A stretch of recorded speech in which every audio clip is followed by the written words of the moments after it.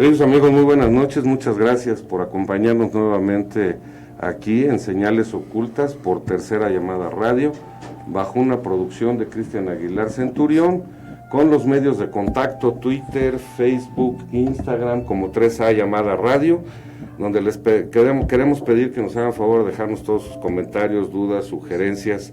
Estamos para servirles, nos dará mucho gusto contar con sus opiniones.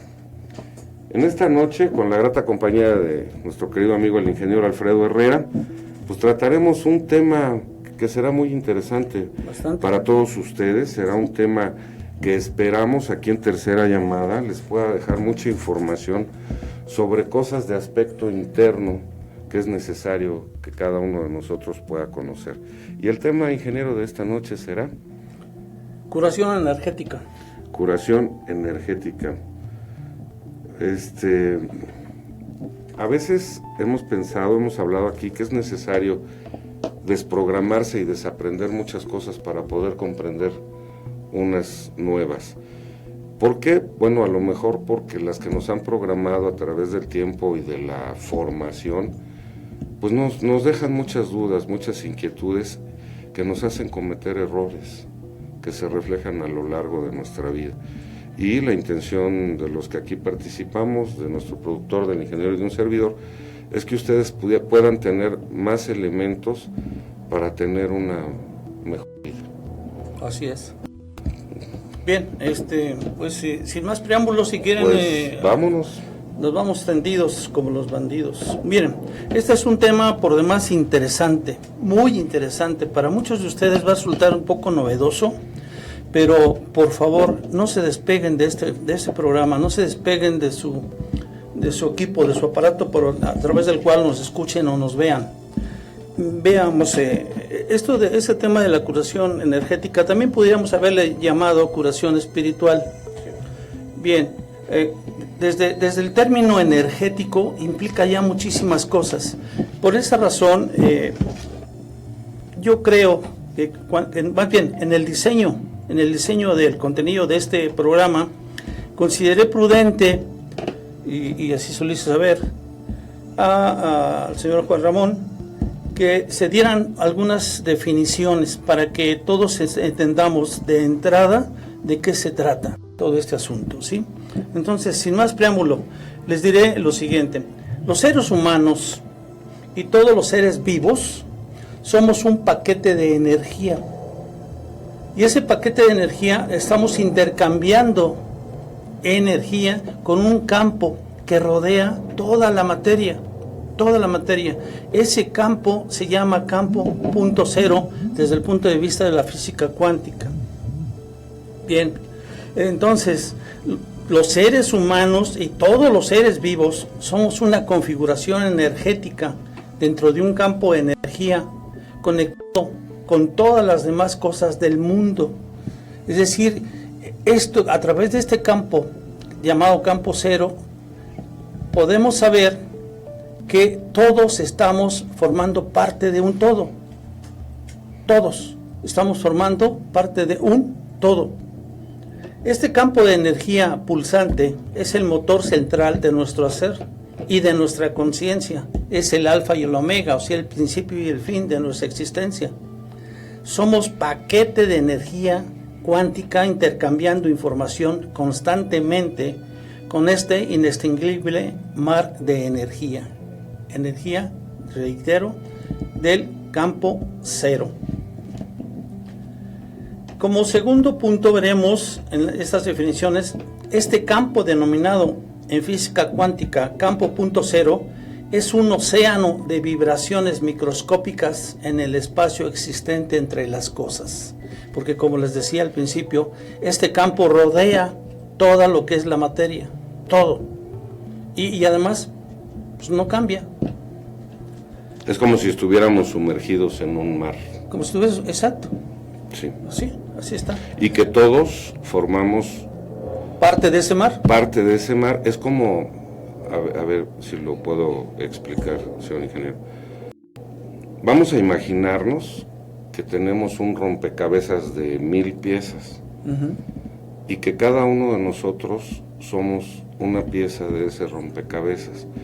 que no estaría completo sin la falta de uno. Sí, claro. Sin el agregarse todos para darle forma al paisaje, mensaje o estructura que pudiera tener ese rompecabezas. Por eso la importancia de que cada uno de nosotros esté consciente de que su presencia en este mundo es importante, porque formamos parte todos de la creación y de la forma de vida que ahorita tenemos en el planeta. Correcto, correcto. Bien, aquí vamos a hablar de una serie de experimentos que se hacen con una materia inerte, dicho entre comillas, que es el agua específicamente.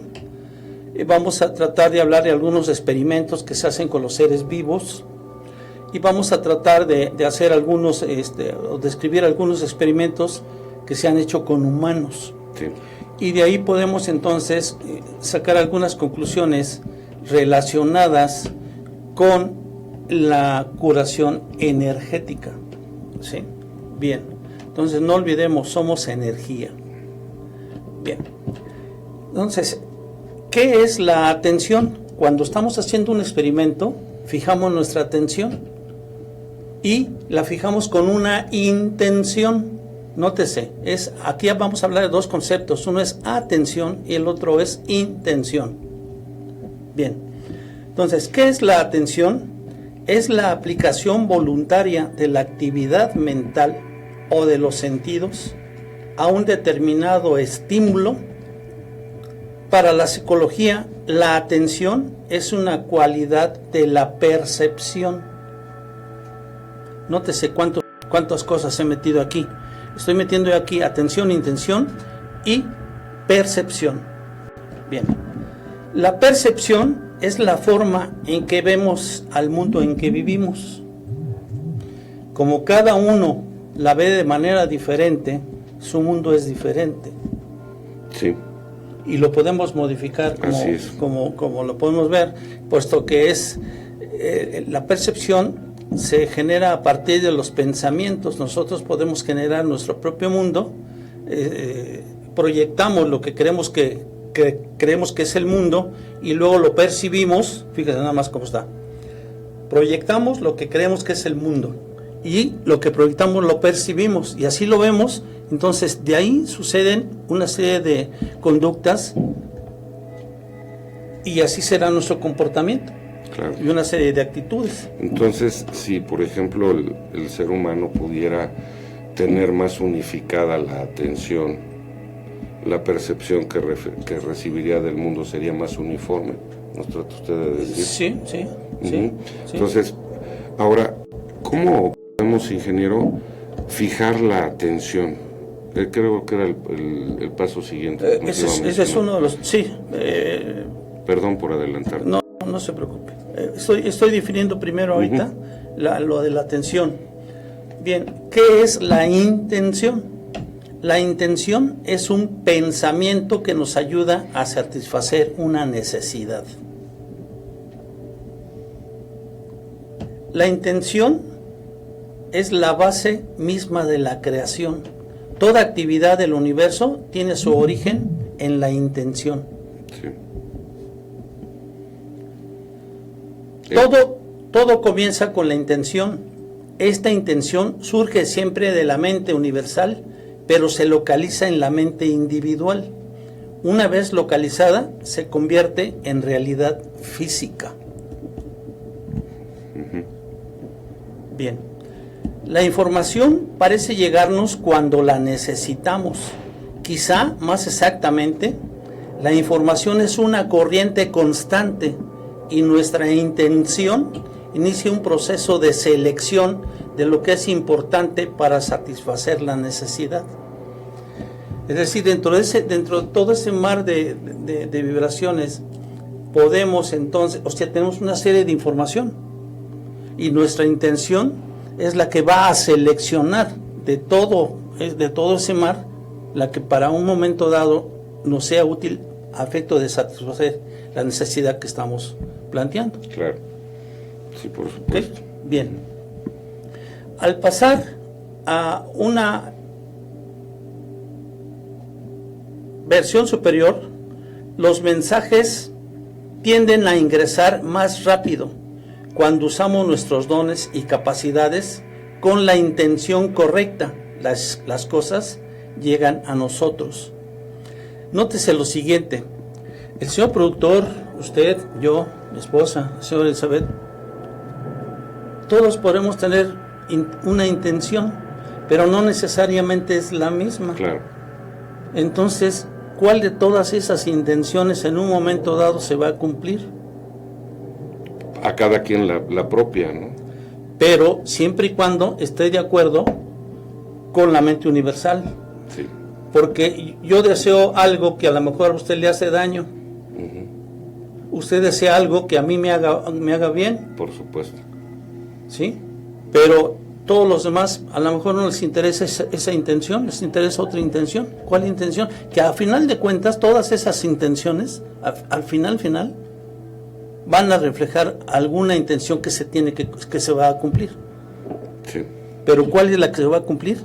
Aquella que sea más afín a la creación. Que sea más afín a la creación, exactamente. Que esté de acuerdo con la mente universal. Está muy interesante, sobre todo en el sentido de que para el mundo actual su mayor intención es de índole material. Sí, ¿verdad? sí, porque no tenemos la capacidad de discernir en otra cosa. Nuestros sentidos nos dicen que esto es lo real.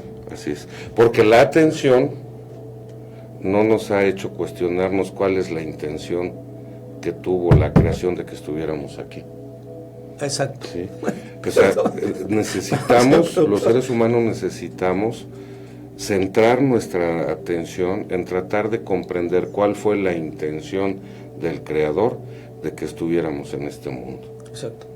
Y como no hemos fijado esa atención, la intención que nos han grabado generalmente es de índole material, es de índole superfluo, que nos ha frenado en una evolución espiritual que aquel que nos creó es la intención que tenía para cada uno de nosotros. Pero además, muchas de esas veces es de manera inconsciente. Sí. Ni siquiera esa gente que está influyendo en nosotros tiene noción de estos conceptos, sí, de estas situaciones. Ni siquiera ella lo sabe. Sí. Sin embargo, nosotros, porque no estamos acostumbrados a pensar, lo damos por bueno todo. Sí. Y tenemos una serie de creencias en la cual fundamentamos nuestra dirección de vida. Entonces, ingeniero, Y estamos viviendo en un error. nos está diciendo usted que el primer paso que debemos dar como humanidad es fijar la atención para que podamos encontrar la intención. Para poder encontrar, sí, puede ser, Sí. puede ser eso. Y a lo mejor la más básica es que podamos fijar nuestro pensamiento en tratar de comprender qué estamos haciendo aquí. Sí, porque de aquí se deriva de la atención y de la intención se deriva una percepción. La percepción es cómo usted ve el mundo. De acuerdo con su cuadro, de experiencia, ¿Sí? su marco de experiencia, usted va a hacer una interpretación de esa percepción, Sí. que no necesariamente es la verdad. Si todos tuviéramos esa misma percepción, como todos tenemos diferente marco, lo vamos a ver de manera totalmente diferente. ¿Sí? Y qué interesante, porque en la medida que podamos fijar la atención de manera común, la intención la podríamos comprender de manera común y la percepción de toda la humanidad sería más afín y cada uno de nosotros iría ocupando ese lugar que le corresponde en este rompecabezas tan grande de la creación. Sí, bien. Recordamos que nomás son definiciones, no nos Sí. vamos a meter en tantos embrollos. Nada más déjeme terminar esta parte de las definiciones de esta manera. Por otro lado, la intención es la clave para la transformación. Puede decirse que la atención, nótese esto, la atención activa el campo de energía y que la intención activa el campo de información, lo que da lugar a la transformación. Si ustedes fijan su atención en alguna persona o algún objeto, lo que están haciendo es concentrar energía en esa persona o en ese objeto. Energía. Si ustedes lo hacen con una intención, esa energía trae una información, entonces esa información la podemos captar. Sí, debemos pensar que nuestra intención no debe ser inútil. Claro. Debe tener un fin, ¿sí?, de beneficio y de provecho, tanto para la persona en la que fijemos nuestra intención, como para nosotros mismos.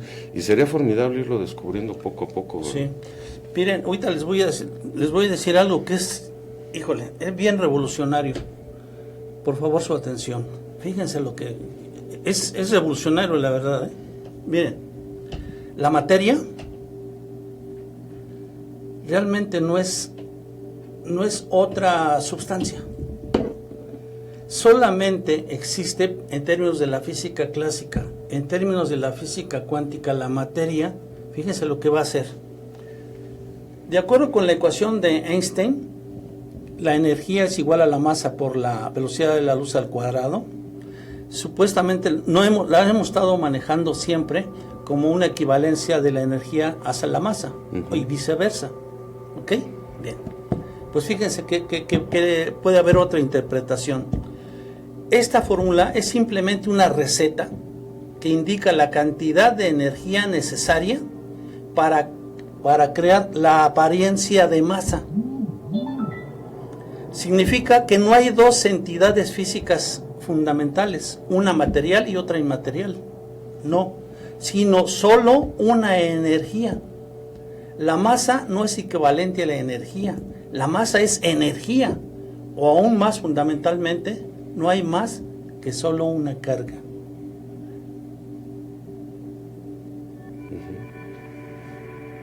No son dos entidades, no son dos sustancias diferentes. La masa es la energía, sí, como concentrada con una vibración diferente, pero sigue siendo energía. Y que puede modificarse esa vibración. Por la vibración, claro, puede alcanzar otros estados. Sí, que nosotros le llamaríamos distancia-tiempo, ¿no? Distancia-tiempo, que en un momento dado, esa distancia o ese tiempo se ve afectada por las condiciones, hablando mundanamente de presiones y temperaturas, para tener, por ejemplo, en el caso del agua, sí, tener los tres estados. Los tres estados. Claro. Líquido, vapor y sólido. Sí. Sí, bien. Está muy interesante eso. Bien, esto nada más fue la introducción, para que nos vayamos entendiendo. De lo que vamos a hablar son de cuestiones energéticas. Bien, entraríamos entonces ahora al campo de la experimentación, que es propiamente lo que trata este programa.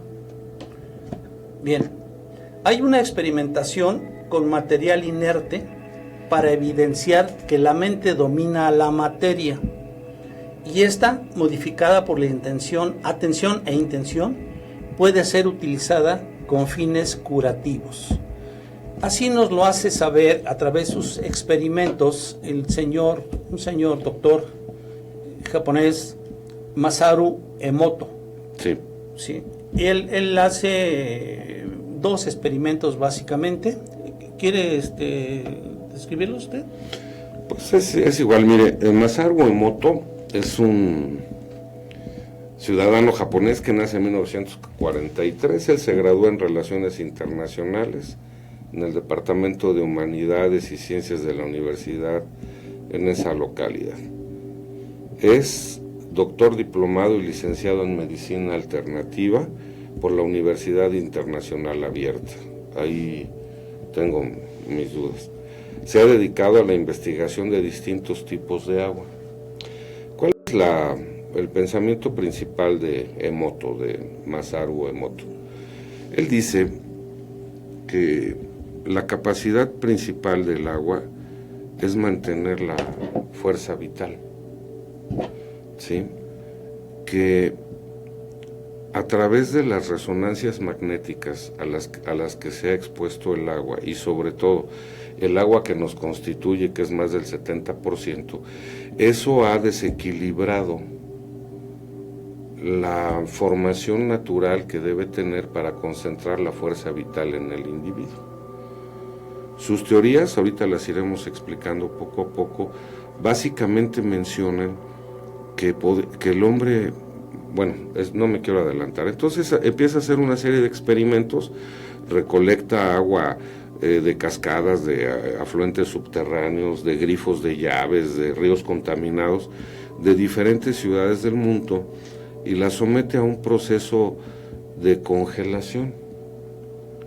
Y después la somete también a resonancia magnética, a vibraciones de diferentes frecuencias, con la finalidad de ver cuáles son aquellas que se reconstituyen en armonía geométrica perfecta, para tratar de llegar a comprender cómo pudiera ser posible que el agua que está en nuestro cuerpo pudiera reorganizarse para darnos un mejor equilibrio vital. Sí, a ver si lo que hace Masaru Emoto es someter a un tratamiento, sí, de carácter mental, sí, poniendo agua de diferentes fuentes, y lo que hace es le pone a los frascos una leyenda, por ejemplo, o la pone bajo la música, sí, o la pone bajo un pensamiento, ¿sí? Todos esos son tendientes a que la estructura molecular del agua se vea modificada. Sí. Eso es lo que pretende hacer este doctor Masaru Emoto. ¿Sí? Sin embargo, ¿qué pasó? Bueno, con el paso del tiempo, a mí personalmente tuve oportunidad de ver algunos de sus videos, como le comentaba antes de iniciar. Sí se me hace que pues le faltan algunos procedimientos de control de calidad para que el resultado de su experimentación fuera libre de cualquier tipo de contaminación. Si nuestros amigos tienen la oportunidad de revisar en YouTube algunos de estos videos, verán algunas irregularidades que se cometen al momento de la experimentación. Pero ¿qué le parece? Me dice producción que tenemos que ir a un corte. Perfecto. Vamos a un corte y regresamos. Esto es Señales Ocultas. No se vayan. Regresamos. Se va a poner... En Yokohama, Japón, en 1943 se gradúa en Relaciones Internacionales en el Departamento de Humanidades y Ciencias de la Universidad en esta localidad. Es doctor en diplomado y licenciado en Medicina Alternativa por la Universidad Internacional Abierta.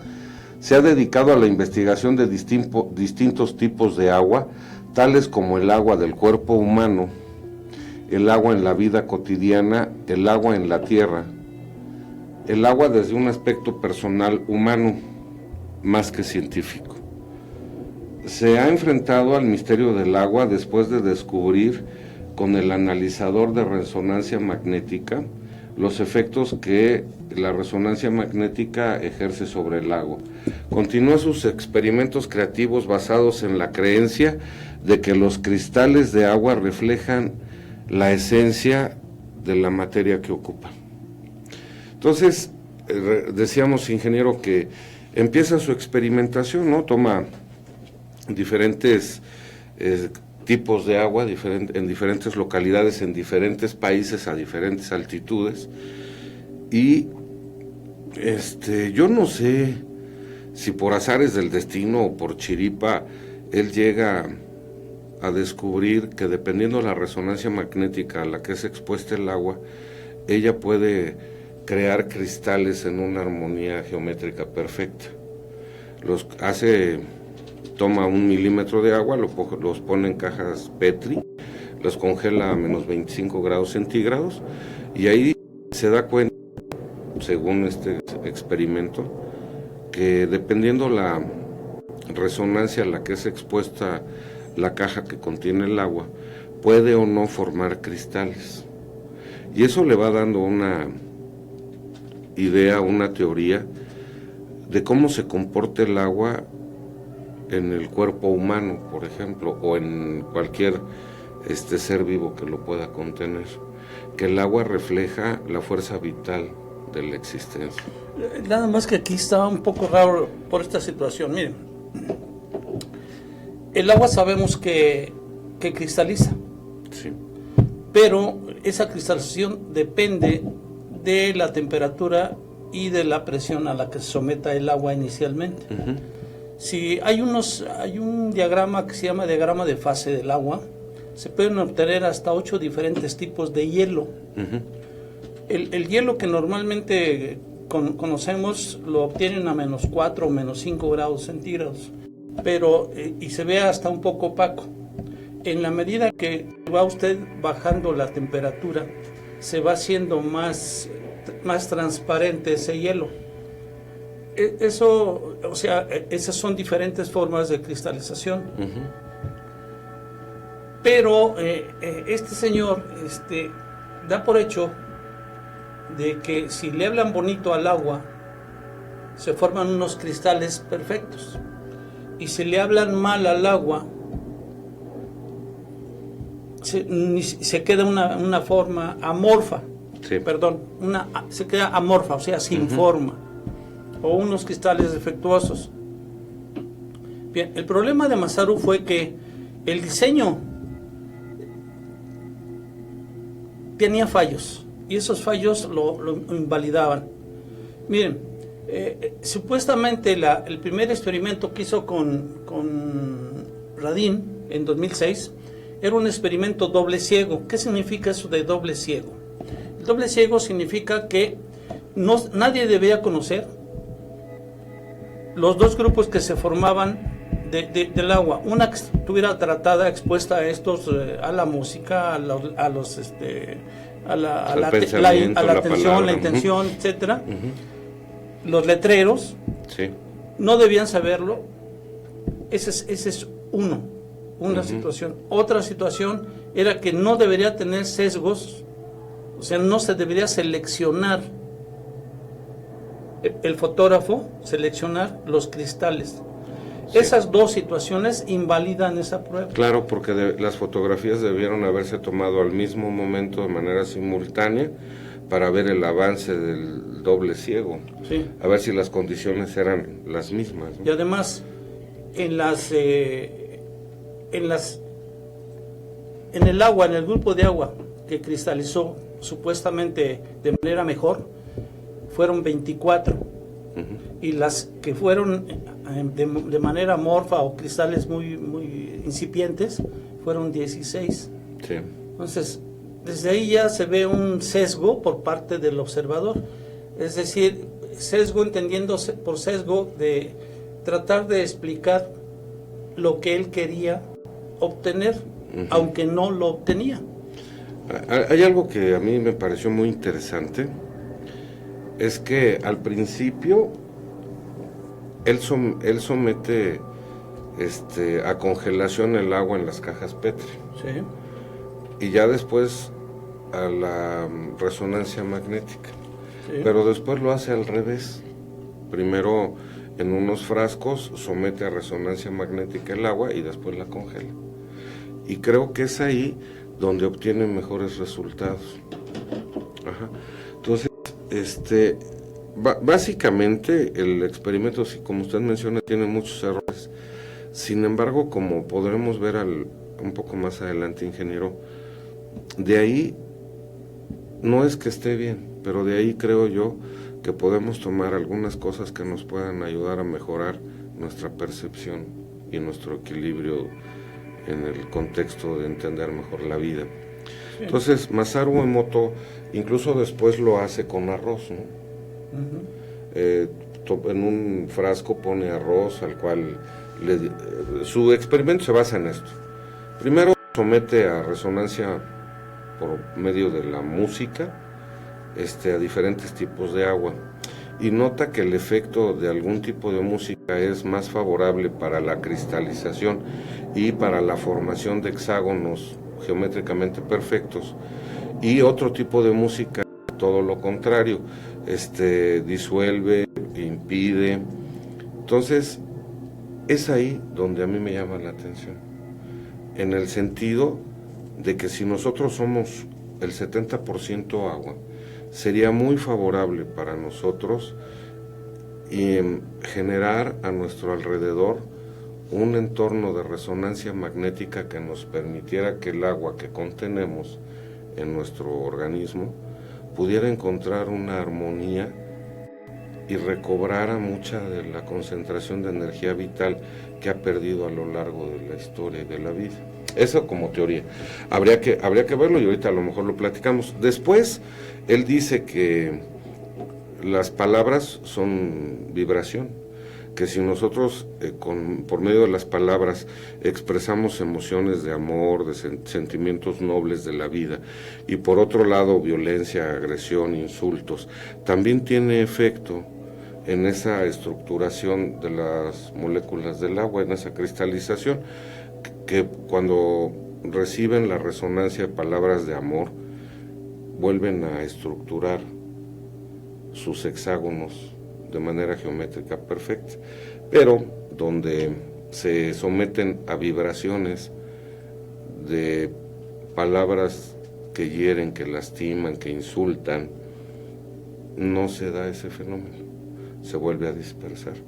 Y por último, entonces ya es la segunda fase. En la tercera, él dice que si nosotros podemos concentrar nuestro pensamiento, aquí es muy importante, las emociones del corazón, las realmente profundas y sinceras del ser humano, las podemos concentrar a través del pensamiento, también surten efecto en el agua, y que de igual manera cuando nuestro pensamiento es destructivo, es nocivo, también disgrega esa formación geométrica perfecta que el agua en su contenido vital puede tener. Entonces ahí, independientemente de que el experimento fuera fallido o no, creo que debemos analizar si estos conceptos nos pueden ayudar a buscar un equilibrio mejor para todos, y es muy sencillo y ya lo explicaremos más adelante. Bien, yo nomás tengo que decirle algo ahí al respecto. A ver, si bien somos básicamente agua, más del 70% de nuestro cuerpo es agua, Sí, esa agua no se presenta sola, no es agua pura. sí, claro. Tiene disuelto una serie de componentes, de compuestos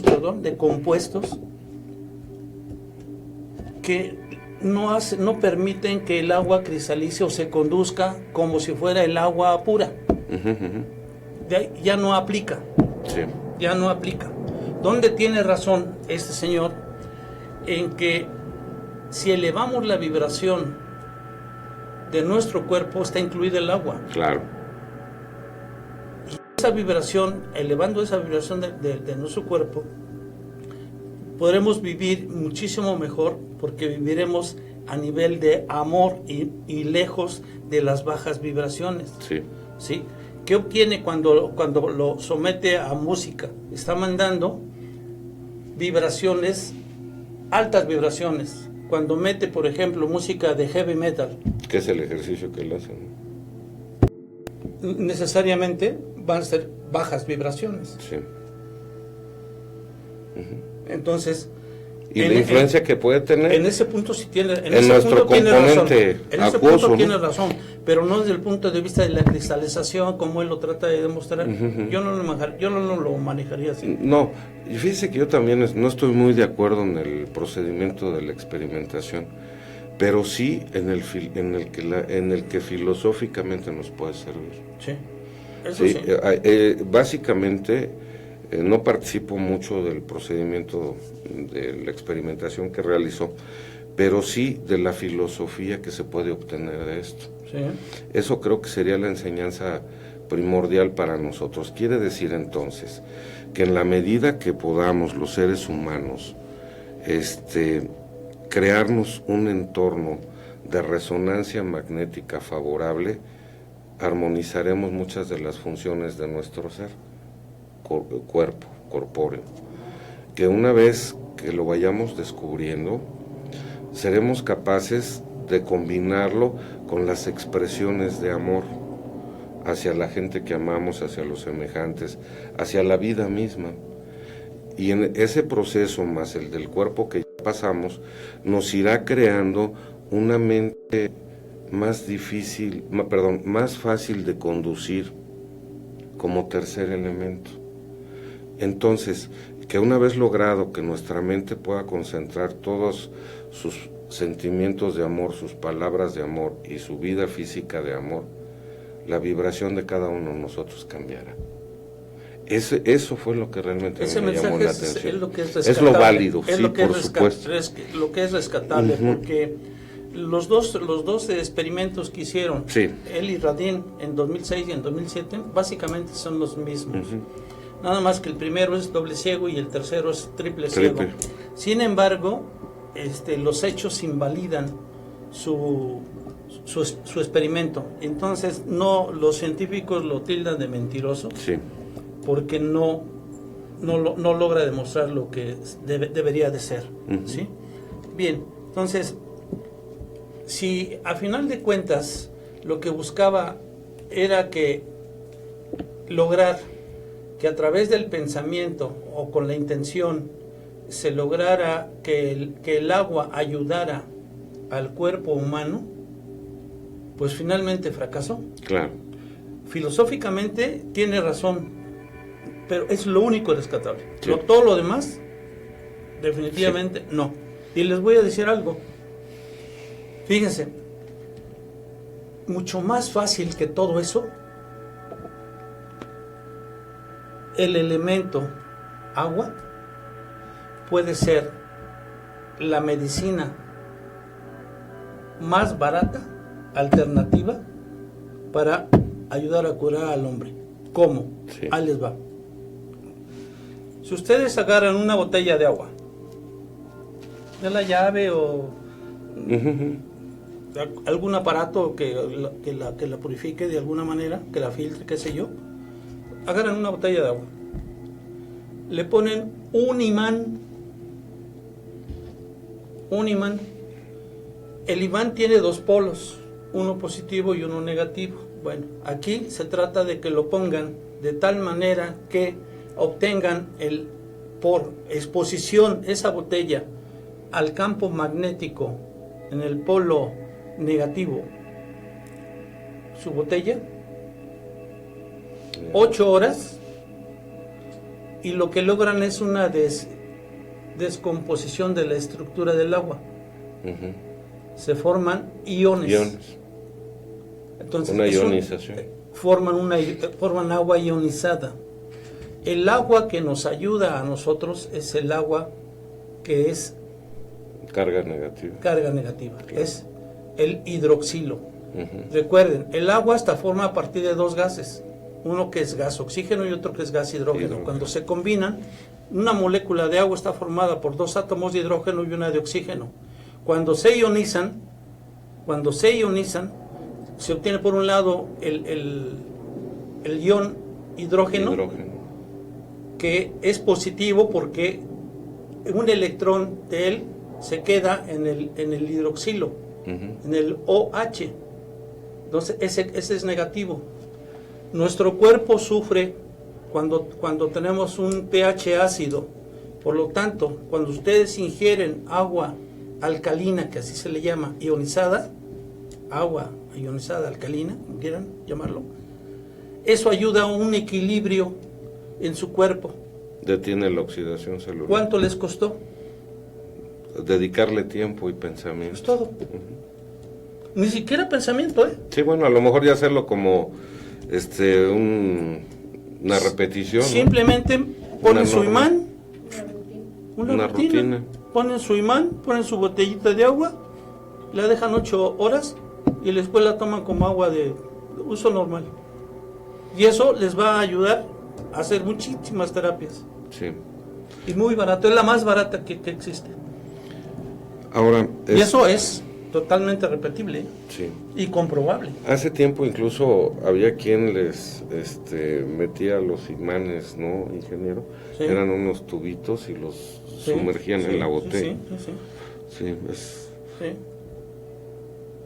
Bien, yo creo que con esto, no sé si le parezca bien, dejamos la parte de Masaru Emoto. Dejamos bueno, a lo mejor nada más lo tocamos al final. Lo tocamos al final. Para poder explicar filosóficamente cómo sí nos puede beneficiar un experimento fallido. Exacto. Ahí sí a lo mejor lo podemos explicar. Sí, exacto, aquí. También estaba propuesto aquí como tema a tratar lo del efecto mariposa. El efecto mariposa es una extracción de la teoría del caos. Y así como muchas otras teorías, como la teoría de la relatividad, como la teoría de la física cuántica, que todavía sigue siendo una teoría, está la teoría del caos. Miren, la teoría de la relatividad surgió cuando los físicos decían, ¿y ahora qué materia vamos a estudiar? Ya no tenemos temas para tratar. Se los habían acabado. Bueno, entonces por ahí surgió que Mercurio tiene una ¿cómo se llama? Una elipse, digamos, una traslación irregular. Es elíptica.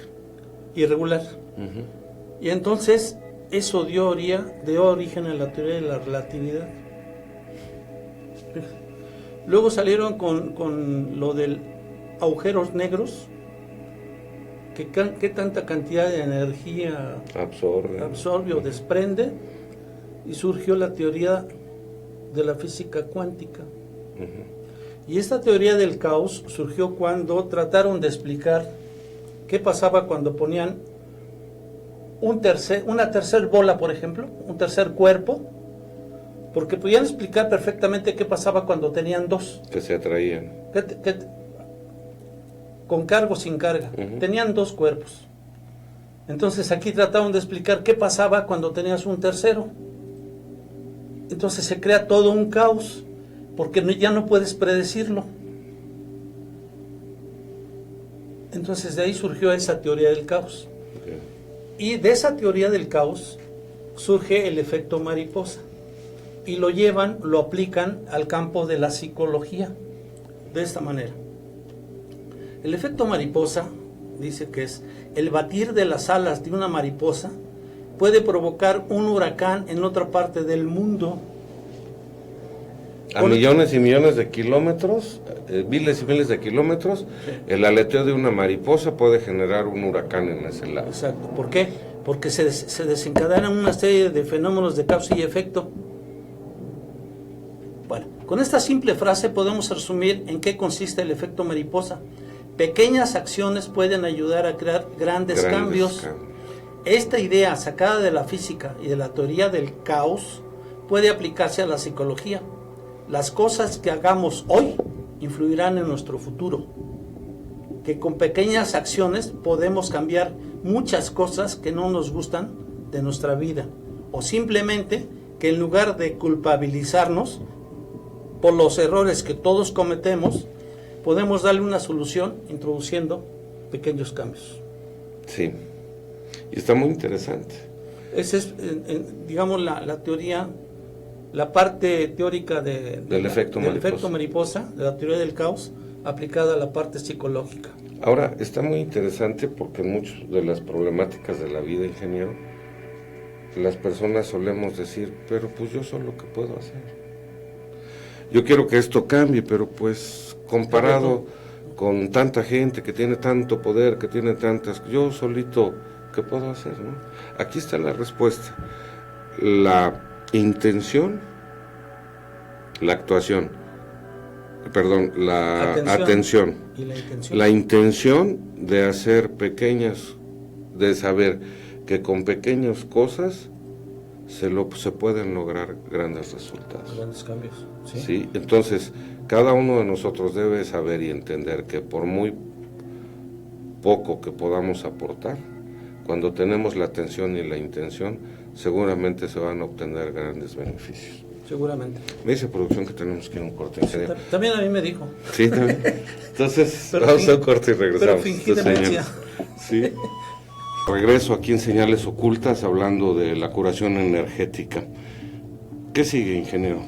Bien, les propongo que veamos experimentos que muestran que los pensamientos y sentimientos positivos o negativos, escuchen bien, experimentos que muestran que los pensamientos y sentimientos positivos o negativos pueden ser transmitidos a otros seres vivos.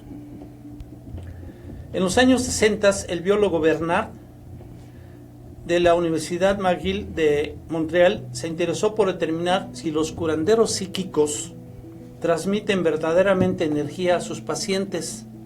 En lugar de usar pacientes humanos, Graf utilizó plantas. que planeaba poner enfermas empapando sus semillas en agua salada, lo que retarda su crecimiento. Antes de empapar las semillas, hizo que un curandero pusiera sus manos sobre un recipiente de agua salada, que después acogería una bandeja de semillas. Otro recipiente de agua salada que no había entrado en contacto con el sanador contendría el resto de las semillas. O sea, el segundo era el de control, el grupo de control.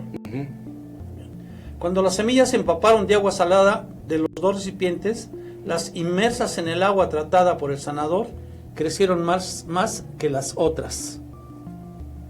En experimentos posteriores, Grad analizó químicamente al agua y descubrió que el agua tratada por el sanador habría sufrido pequeños cambios en su estructura molecular, algo similar a lo que ocurre cuando el agua queda expuesta al efecto de imanes, es decir, se ioniza en iones hidroxilo y en iones hidrógeno.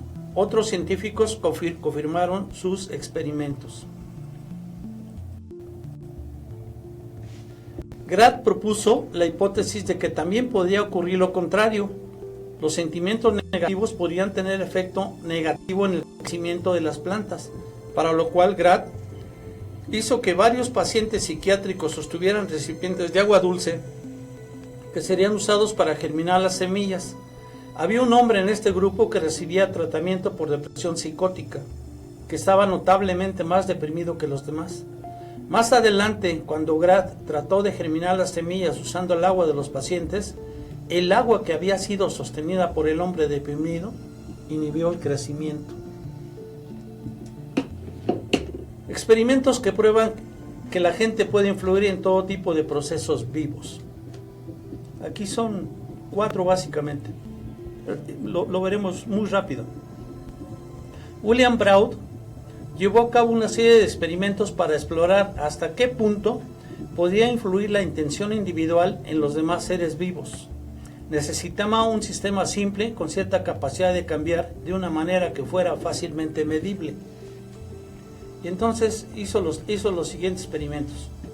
Encontró que el pequeño Ges Gymnotus carapo emite una señal débil que probablemente usa para navegar.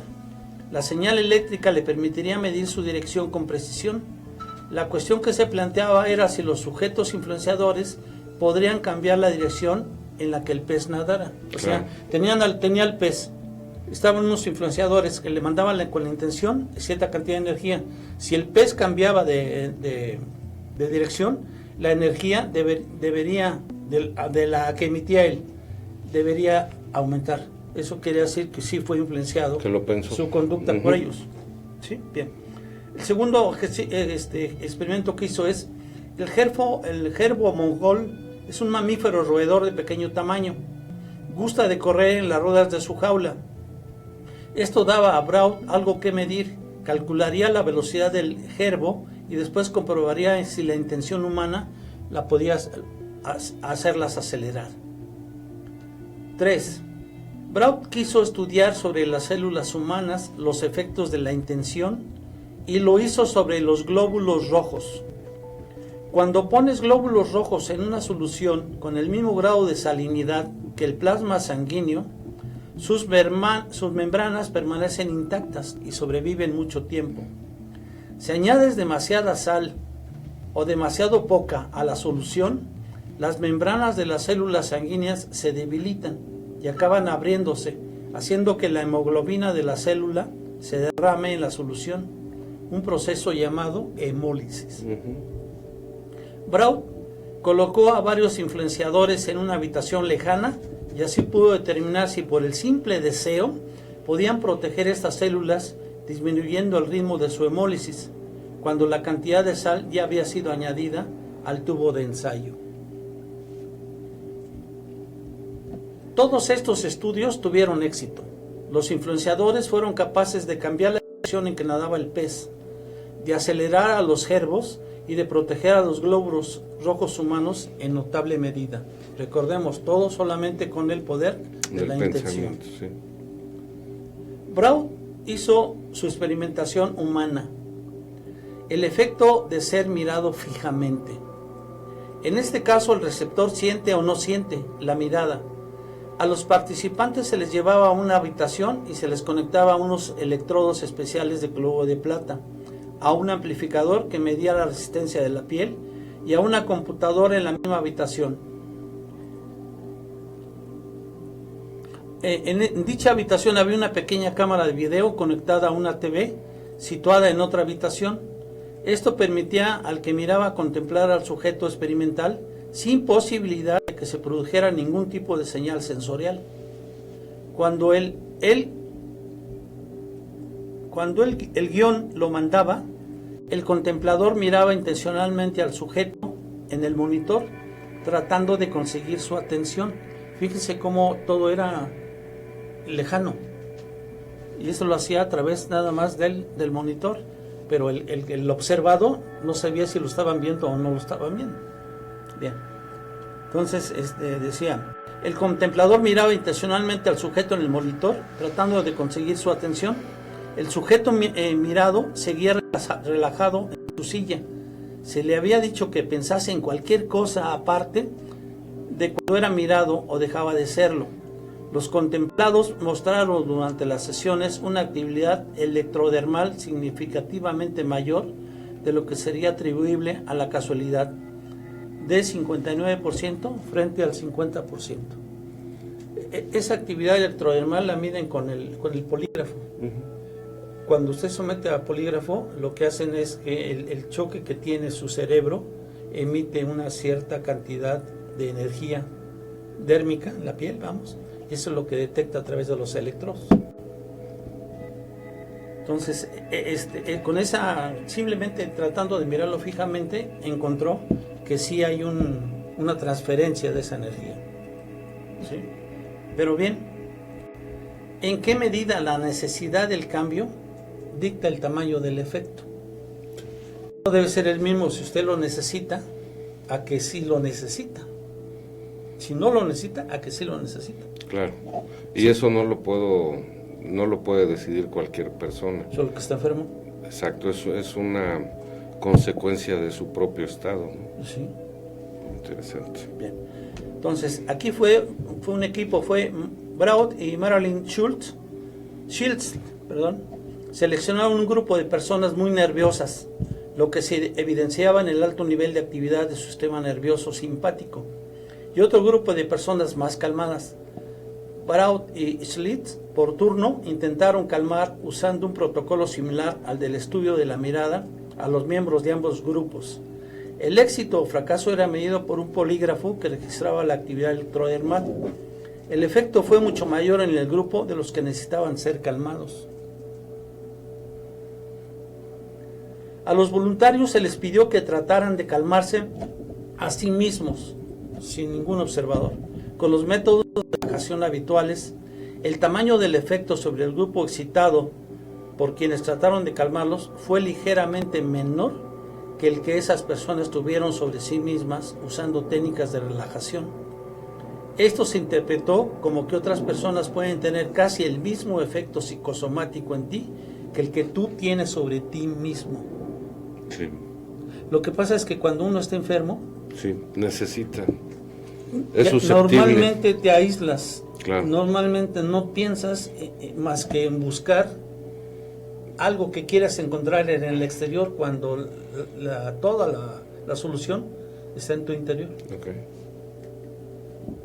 Bien. Braud llevó a cabo otro estudio similar para mostrar que también podrías ayudar a otra persona enfocando su atención por influencia remota. Y una vez más, los efectos fueron mayores entre aquellos cuya atención parecía más inestable. Schlitz y Braud llevaron a cabo un metaanálisis, que es un procedimiento científico para evaluar si un efecto observado es real y significativo, tomando los datos de un gran conjunto de estudios individuales que a menudo son muy diversos. De todos los estudios disponibles que investigaban el efecto de la intención humana sobre otros seres vivos, las investigaciones llevadas a cabo en todo el mundo habían mostrado que la intención humana podía afectar a las bacterias y a la levadura, a las plantas, a las hormigas, a los pollitos, a los ratones y a las ratas. a los gatos y perros, a las preparaciones de células humanas y la actividad enzimática.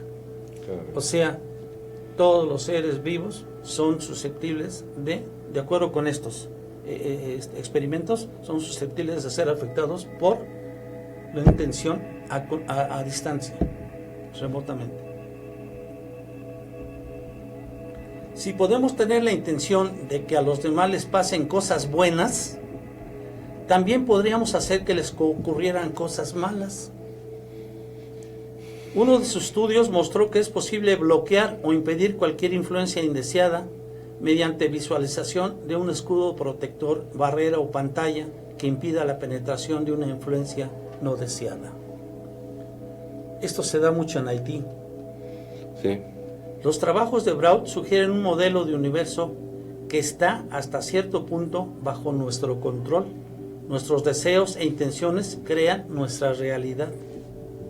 El efecto de la mala intención y la buena intención, aquí me quedé reflexionando, ingeniero, cabe mucho, por ejemplo, los efectos de algunas filosofías como el vudú, como Exacto. Cosas de ese lado, y por otro lado el poder de la oración que busca la sanación y la superación del alma de los demás. Esos dos contrapuntos empieza a tener una explicación bien lógica. En la medida que nosotros seamos capaces de tener la intención de causar el bien, esa persona lo va a percibir, lo puede vivir. En el otro caso también. Exacto. Siempre y cuando, por lo que usted menciona, el receptor esté en la condición de aceptar la carga, porque si está equilibrado no la va a recibir, ¿verdad? Y lo mismo pasa si no está enfermo y el poder de la oración se da, pues obviamente el beneficio no puede ser tan efectivo como en aquella persona que sufre algún padecimiento o algún malestar, ¿no? Sí. Fíjese, aquí dice algo importante, que puede recibir el beneficio o puede recibir el perjuicio, Sí. sin estar consciente. Sí, claro. Sin darse cuenta. Sin darse cuenta. Sí. Muy, muy interesante. Bueno. Estas ideas, los estudios de Brown también sugerían que la intención humana podía ser usada como una fuerza curativa extraordinariamente potente. Parecía que podíamos ordenar las fluctuaciones aleatorias del campo punto cero y usarlas para establecer un mayor nivel de orden en otra persona.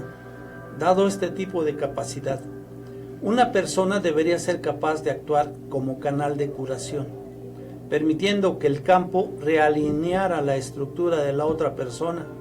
La conciencia humana podía actuar como un recordatorio para restablecer la coherencia de otra persona.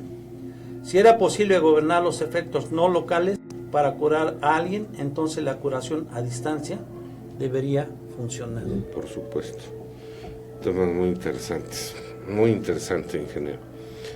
Es darle una explicación a tantas cosas que han llenado la imaginación de las personas a través del tiempo: la magia negra, la oración, la influencia del pensamiento sobre los demás, etcétera. Pero a todo esto además mostrado, probado científicamente. Claro. Entonces, estos cuates son, los científicos que han hecho esto, que han invertido su vida, porque quiero decirle algo, en el diseño de un experimento se han pasado hasta un año, sí, año y medio, diseñando todas los procedimientos para evitar las variantes. Todo, ¿no?, el protocolo, claro, precisamente para tratar de controlar las variables, para tener lo que se llama menos grados de libertad, sí, y que el experimento falle. Sí. Entonces, todo ese tipo de cosas se tiene que pensar. Fíjese que me quedé pensando, a ver qué opina usted. Ya conocemos entonces, que podemos resumir, que el ser humano tiene la capacidad de generar energía que sea de benéfica o no. Sí. Que somos capaces de hacer esa transformación en cada uno de nosotros y en beneficio de los demás. Aquí me quiero regresar un poquito a lo que platicábamos de Masaru Emoto. Entonces, con esto que nos acaba usted de explicar, ingeniero, ¿qué pasaría si cada uno de nosotros empezara, aquellos que andan en busca, porque en general no todo el mundo va a tener esa necesidad, qué pasaría en aquellas personas que andan en búsqueda de sentirse más en paz, más en armonía, más en amor? ¿Qué pasaría si como primer proceso lo que podemos hacer es generar en nuestro entorno un ambiente de resonancia electromagnética que nos ayude a equilibrar las funciones físicas? Después, expresarlo y empezar a tratar a todas las personas con palabras de amor, con palabras de buena voluntad, en base a lo que usted menciona, ¿no? Con igualdad, con justicia, con equidad, procurando que a través de nuestras palabras cada persona pudiera recibir lo mejor que nosotros podemos generar, y que después lo hiciéramos a través del pensamiento, buscando con esto que la energía que cada persona sea capaz de producir sea aquella que fuera más benéfica para él, para su entendimiento, su razonamiento, y además de beneficio para sus semejantes. Fíjese que cuando después lo hacemos con el pensamiento, no. Puede ser simultáneo incluso, ¿no? No, el pensamiento es primero. Primero. Porque cualquier cosa que se vaya a crear se crea en la mente. Sí, claro. Crea el pensamiento, después viene la sensación y después viene la acción. Okay. Entonces aquí necesariamente usted empieza con su pensamiento. Sí, o sea, en el sentido yo decía de pensar, equilibrar el ambiente primero, después con el pensamiento, ordenar las ideas, ¿no? Sí, claro. Buscar que nuestro comportamiento y nuestras palabras fueran lo mejor de nosotros para con los demás, las sensaciones más puras de amor que pudiéramos tener. Sí. Y que después, a distancia, pudiéramos desearle a todo mundo felicidad, amor, equilibrio, paz. Bien, ahora, el siguiente paso sería que al irlo logrando, nuestra glándula pineal va a ir vibrando cada vez. Primero se le va a ir quitando lo dormida, va a ir vibrando. Eso va a generar que podamos producir un hormona, el DMT, a ver si después podemos platicar sobre él, que nos va a permitir tener una percepción y un nivel de conciencia mayor, porque lo poseemos, pero no hemos podido encontrar cómo activarlo. Y por lo que usted nos está haciendo favor de platicar, la conclusión sería, está en nosotros mismos, en buscar ese equilibrio en nuestra mente, en nuestra boca, en nuestra función corporal, porque somos capaces de generar energía benéfica o no para nosotros y para los demás. Y aquí el amor es lo importante. Totalmente. ¿Verdad? Que podamos descubrir que por voluntad del que nos creó, somos seres que tenemos una infinita capacidad de amar a los demás. Sí. Déjeme darle otros 2 ejercicios más, 2 experimentos más. Uno es con estudio con pacientes enfermos de SIDA. Qué interesante. Muy interesante. Y curanderos. Fíjese bien lo que pasó. Elizabeth Targ y Sicher dividieron en 2 su grupo de 20 pacientes.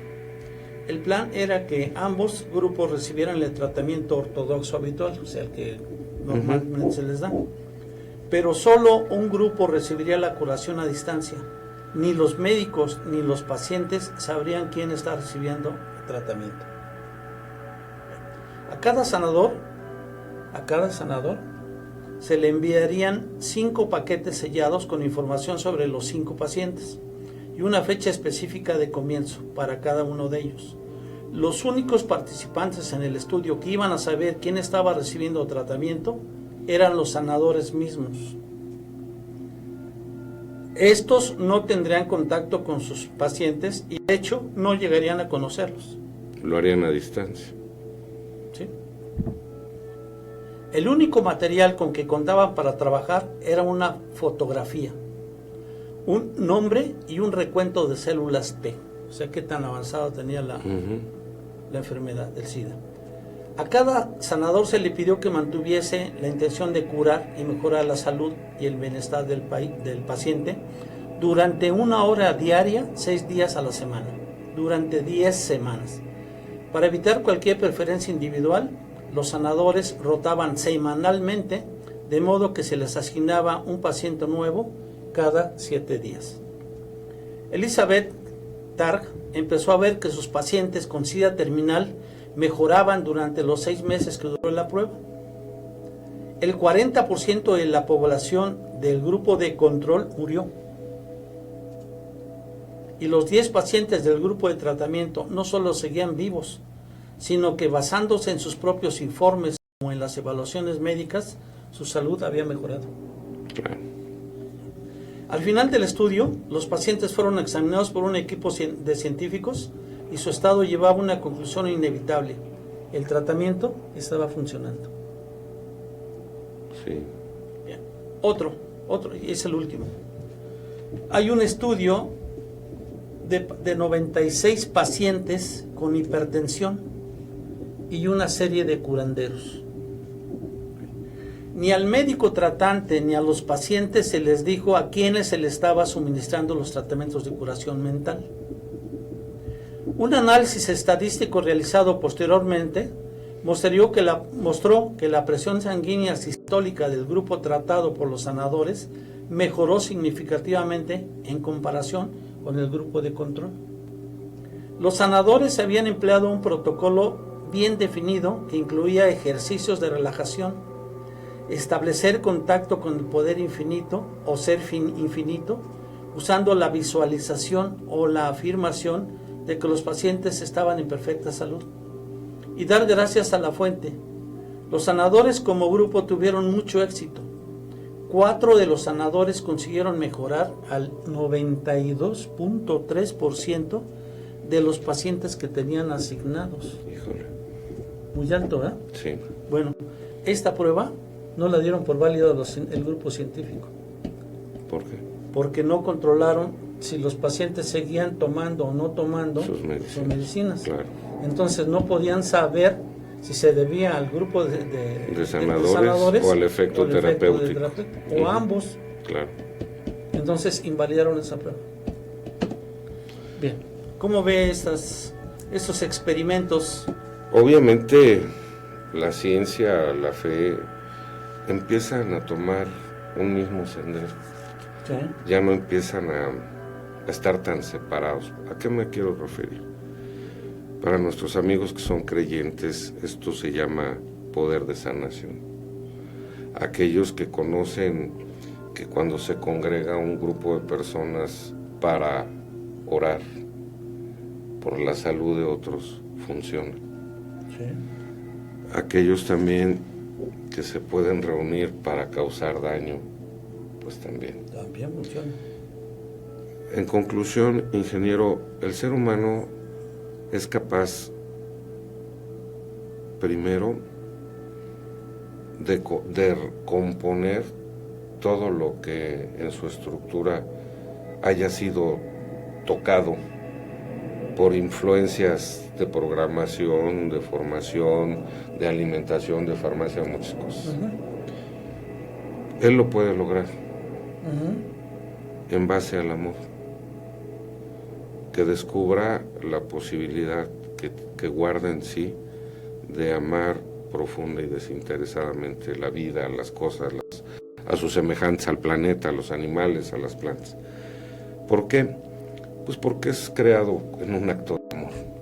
Y lo único que estamos analizando aquí es ver reflejada la intención del Creador al momento de darnos todas estas posibilidades que por alguna razón hemos perdido, porque yo a manera personal no creo que Dios se haya, o el Creador se haya tomado la molestia de mandarnos aquí para ver qué marca de ropa usábamos, o qué comíamos, o dónde vivíamos, o en qué carro nos movíamos. Lo menos importante. Creo que nos mandó para que pudiéramos descubrir todos los secretos maravillosos de amor que todos poseemos, sí, que hay que buscarlos. Sí. Y que a pesar de que la glándula pineal está endurecida, está adormilada por efecto del flúor y de otras sustancias, esos efectos de resonancia nos pueden servir, los pensamientos y las palabras de amor también.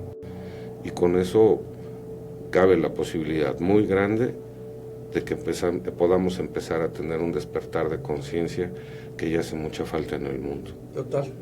Totalmente. Sí. Bien, yo traigo estas conclusiones. ¿Sí? A ver qué les parece. Y ya terminamos.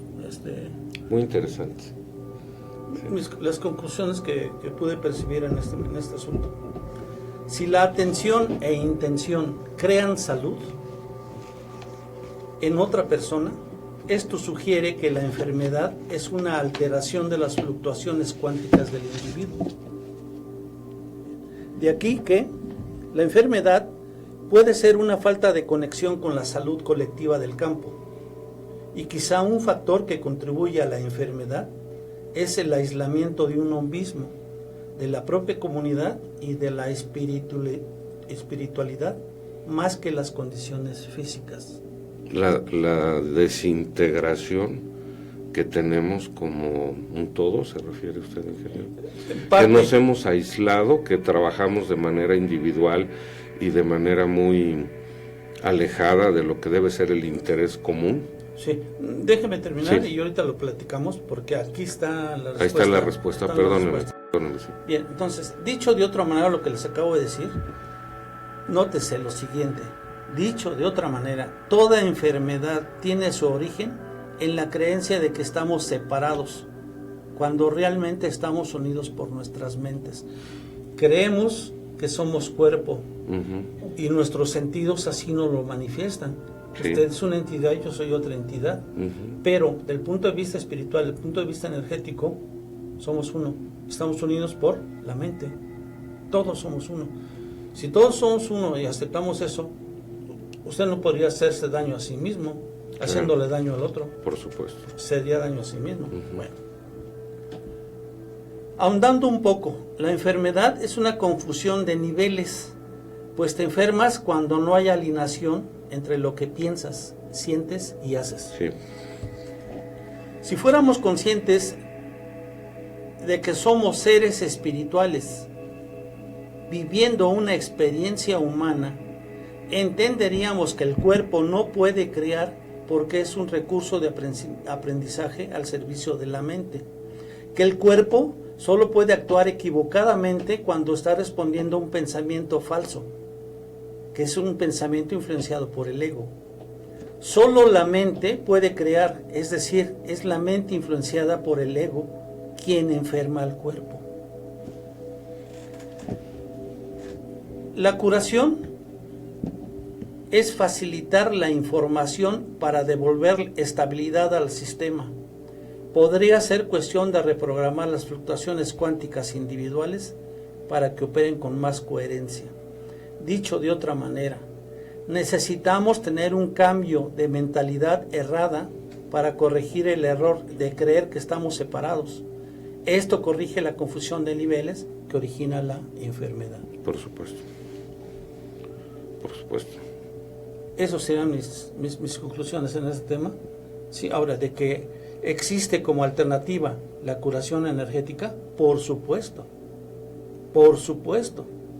Experimentalmente se ha demostrado y además teóricamente así lo entendemos. Sí, partimos de la base que no somos cuerpo, sino somos energía, que somos seres espirituales viviendo una experiencia humana. Y la intención con ese conocimiento debería ser ¿cuál? Buscar el bien de la humanidad Y esa intención... Para la evolución general de todo el ser humano.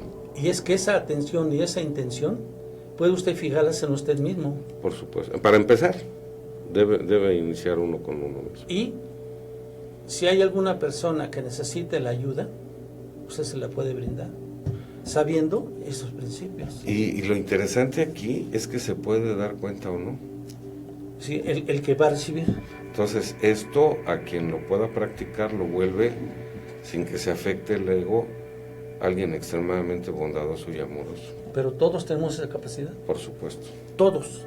Ahora, si lo hiciéramos no solamente de manera individual o particular, sino se fuera haciendo de manera colectiva, el mundo tendría cambios muy acelerados en muy poco tiempo. Totalmente de acuerdo. Pues, queridos amigos, ingeniero, no sé si usted quiera... No, eso es suficiente con agregar eso. ¿Qué le parece si nos da sus conclusiones? Porque es un tema muy interesante. Pues básicamente es lo que le acabo de leer, ¿no? Básicamente, pero pues si quiere que reitere algo, se lo reitero. Partimos de la base de que somos paquete de energía y que estamos intercambiando continuamente energía con el campo que se llama en física cuántica campo cero, campo punto cero, continuamente. Que nuestra atención e intención son aspectos importantísimos para lograr una curación o para transferir pensamientos, para transferir emociones, sentimientos, buenos y malos, hacia nuestros congéneres. Sí. Bien, que si la enfermedad sucede cuando hay un desequilibrio en nuestro cuerpo, es decir, cuando lo que pensamos difiere de lo que sentimos y difiere de lo que hacemos. Debemos tomar en cuenta que la mente es la gran creadora, no hacia el cuerpo. El cuerpo está al servicio de la mente. La mente, por lo tanto, cuando hay alguien enfermo, lo que tenemos que curar es la mente, no el cuerpo. Sí. Es la mente. Nuestra mente está errada, por lo tanto hay que corregir eso. Hay que curar a la mente para que se cure el cuerpo. Interesantísimo. Pues bajo una producción de Cristian Aguilar. Muchísimas gracias, ingeniero. De nada, muy gracias por haberme dado oportunidad de hablar de este tema. Que está muy interesante, muy interesante, y sobre todo, pues queremos hacerles llegar un afectuoso saludo a todos nuestros amigos que nos siguen por ivox.com allá en España, en Uruguay, y a las personas que nos siguen aquí en la República Mexicana, en Perú, la señora Anita, que nos hace favor de hacernos llegar sus mensajes. En Australia. Sí. Va creciendo y... Está tremendamente lejos eso. La verdad, sí, ¿verdad? Ahora, a mí me gustaría concluir esto, miren. Vamos a pensar que con el tema que acabamos de tratar el día de hoy, de la la atención, la intención y la percepción, tal vez podamos romper mucha de la programación, claro, y de la esclavitud a la que el ser humano ha sido sometido. Claro, totalmente. Debemos darnos la oportunidad de pensar, hacer y sentir cosas de amor en beneficio de toda la humanidad. Totalmente. Y eso nos va a hacer crecer a pasos agigantados. Esperamos pueda ser de utilidad, haya sido, y estoy convencido que así será, de mucha utilidad para ustedes este programa. En la producción Cristian Aguilar, el ingeniero Alfredo Herrera. Señora, muchas gracias por acompañarnos. Juan Ramón Rodríguez. Oiga, vamos a hablar, ¿qué le parece en breve del DMT? ¿Sí? Vamos a hablar ya de la glándula pineal vibrando, de las hormonas que se segregan y de los beneficios que podríamos obtener en la humanidad con todo esto. Muy buenas noches, muchas gracias por seguirnos aquí en Señales Ocultas. Nos vemos en la próxima. Buen descanso.